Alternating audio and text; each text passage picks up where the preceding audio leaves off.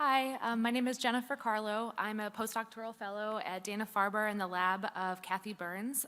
But today I'm going to talk to you about some of the work that I did during my PhD with Ting Wang at Washington University here in St. Louis, really focused on trying to understand epigenetic reprogramming of non-small cell lung cancer as it metastasizes to brain. And I'd like to start my talk by just giving you a brief outline. There's going to be two parts aimed at addressing two related questions.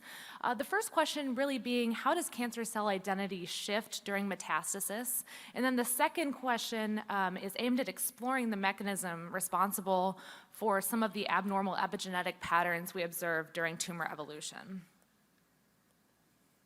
So fortunately, the field has characterized the large-scale steps involved in the metastatic cascade, but what we understand to a much lesser degree are why certain cancer types have a propensity to metastasize non-randomly to distant organs, and this is called organotropism.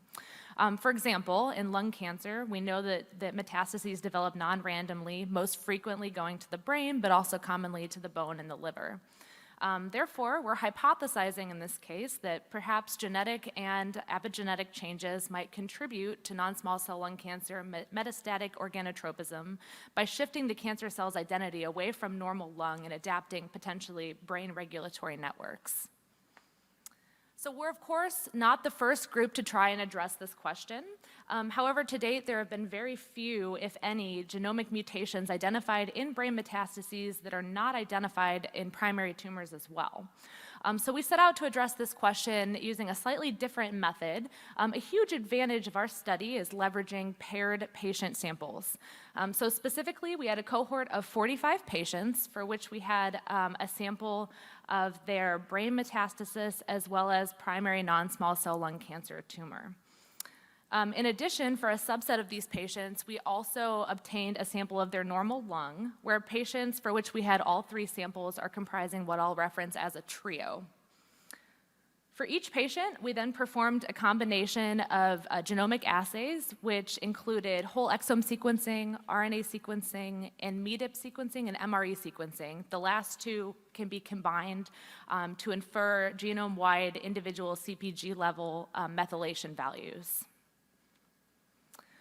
So aside from simply assessing which genes were significantly mutated in the primary tumors and metastases, we leveraged our paired data to determine which mutations had increased variant allele frequencies in the METs relative to the primaries.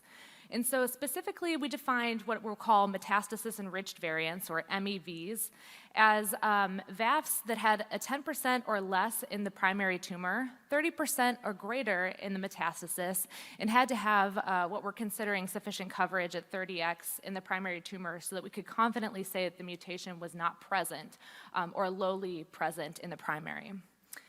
So the results of this analysis are plotted here, and you can see that on the y-axis, this is the mean variant allele frequency for the metastasis. On the x, this is the mean variant allele frequency for the primary tumor. Each dot is a different gene, colored according to the number of patients in which the gene contained an MEV.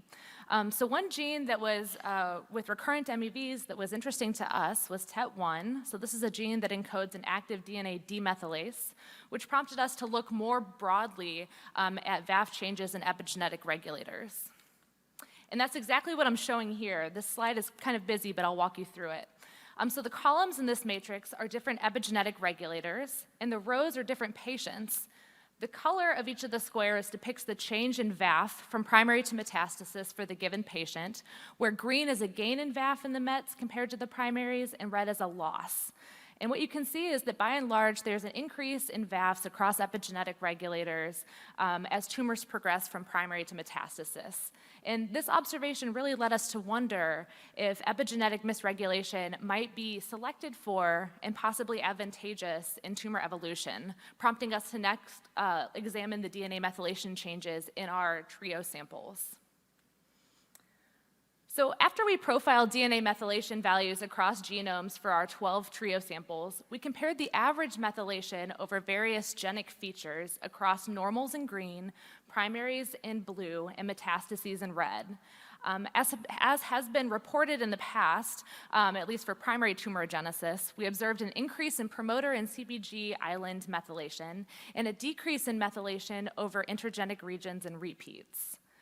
One category that caught our attention was a significant loss of DNA methylation in METs relative to paired normal samples over regions defined as brain-specific active enhancers.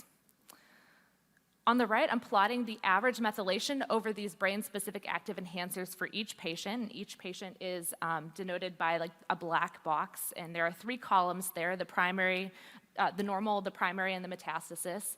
And you can see that there are several brain enhancers for which you have a loss of methylation in the METs compared to the primaries.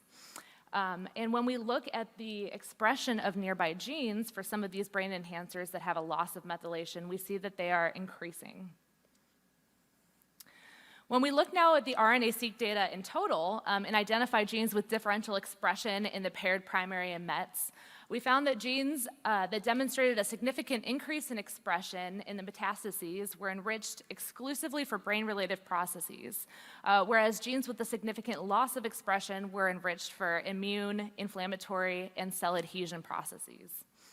Importantly here, I wanted to note, we also obtained a list of genes highly expressed in brain and compared the expression of this set of genes, which we're aggregating into here just a brain score on the x-axis in this lower plot on the right, and compared that with the percent metastasis purity on the y-axis. And we do not see a significant correlation, arguing that this increase in brain expression signature we see in the METs is not simply a consequence of contaminating normal brain tissue. So in conclusion, for the first part of my talk, I'd just like to highlight we observe a global increase in variant allele frequency within epigenetic regulators and metastases, suggesting that epigenetic misregulation might impose a selective advantage in tumor evolution. In addition, we found that brain-specific active enhancers exhibit a loss of methylation in the METs relative to the primaries, which is accompanied by an increase in nearby brain-related gene expression. I'd like to move into the second part of the talk now, which is focused on trying to better understand what forces might be responsible for shaping some of these changes in DNA methylation we're seeing during cancer progression. So when I go back to this plot I showed you earlier, you might have noticed that the genomic category that displayed the greatest changes in methylation between primary and metastasis samples is this category called DMVs. So DMVs are DNA methylation valleys, which are regions devoid of methylation in normal lung. In our samples, we observed a drastic increase in DMV methylation as you went from normal to primary and then from primary to metastasis, an example of which I'm showing you over here on the right. So in this case, as described, all normal samples lack methylation. This region gains methylation in the primaries in blue and then further gains it in the metastases. And one of the things we noticed right off the bat was a lot of these DNA methylation valleys, or DMVs, encompassed either development or brain development related genes, one such as highlighted here. This is the OX1 gene. When we looked at the DNA methylation changes over DMVs individually, it became clear that only a subset of the DMVs were gaining methylation during tumor evolution. So here the columns are samples colored at the top according to disease status, the rows are individual DMVs, and the color indicates the average methylation over the DMV. To get a better understanding of what might be going on within these DMVs, we next assess the level of histone modifications within these regions in normal lung using data from the ENCODE project. So in this figure, the top panel in orange there is displaying data comparing normals and primaries, and the bottom panel is comparing primaries and metastases. Each dot on the panel represents an individual DMV, where the x-axis is displaying the average change in DNA methylation over the DMV, and the y-axis displays the average histone modification score in normal lung. What we see here is that the histone modifications, H3K27 trimethylation, H3K4ME3, and H3K4ME1, are all positively correlated with methylation in DMVs, whereas the other two histone modifications are negatively associated. When we cluster patients by the degree of DNA methylation change over DMVs, we see that the patients fall into two distinct clusters represented here. So each column represents a patient, and each row is a different DMV. The color is representing now the change in average methylation from primary to metastasis over the DMV, where blue indicates an increase in methylation. Although our cohort was too small to draw any statistically meaningful conclusions regarding mortality, we did observe that patients in the purple group, which are those with a greater degree of DMV methylation gain, exhibited an overall a shorter regression-free survival than patients with less DMV methylation gain. Now we can go back and look at our genomic data and compare the changes in VAFs over epigenetic regulators in these two groups of patients. And when we do this, we identify several genes highlighted in these yellow boxes, which displayed increased VAFs in the metastases only in patients with a large gain of DMV methylation, several of which are related to polycomb repressive complexes, which we know are responsible for the deposition of H3K27 trimethylation.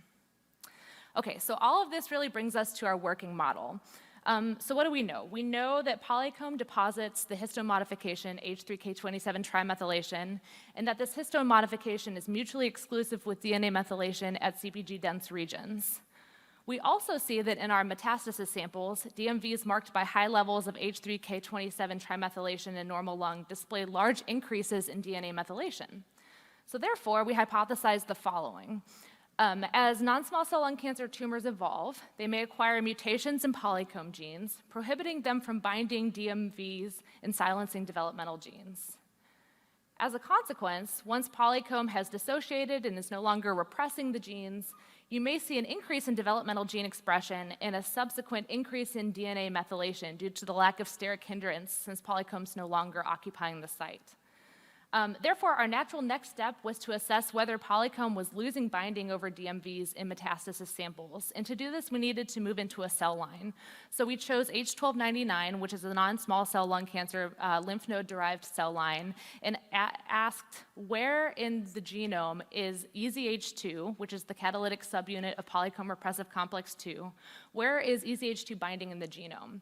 And then we could compare the profile of where it was binding to where it binds in normal lung. And so when we do this, when we compare these regions, we see that the majority of sites lose binding in H1299 relative to normal lung, but there are a few that gain binding.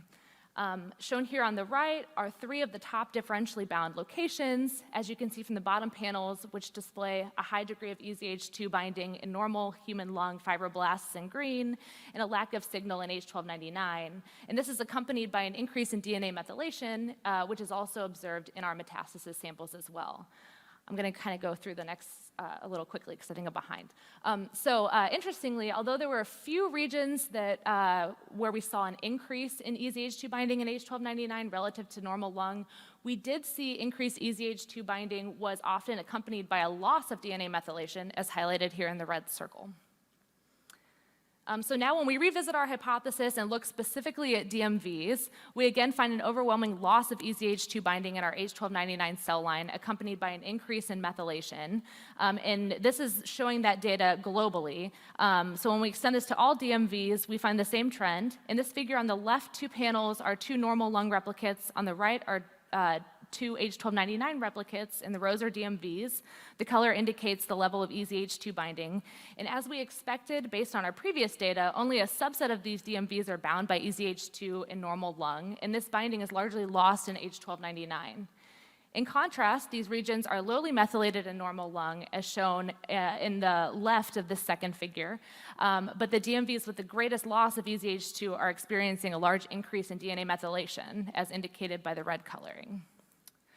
So this brings me to the conclusions of the second half, which I'll gloss over quickly.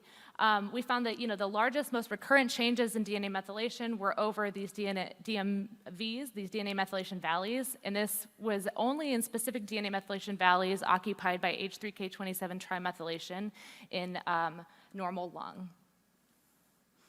Okay, and with that, I'd like to acknowledge the lab where I did my PhD, both former and current members, members of my committee, as well as relevant collaborators for this project, particularly Mark Watson and Govindan Ramaswamy. All right, thank you very much for your excellent talk.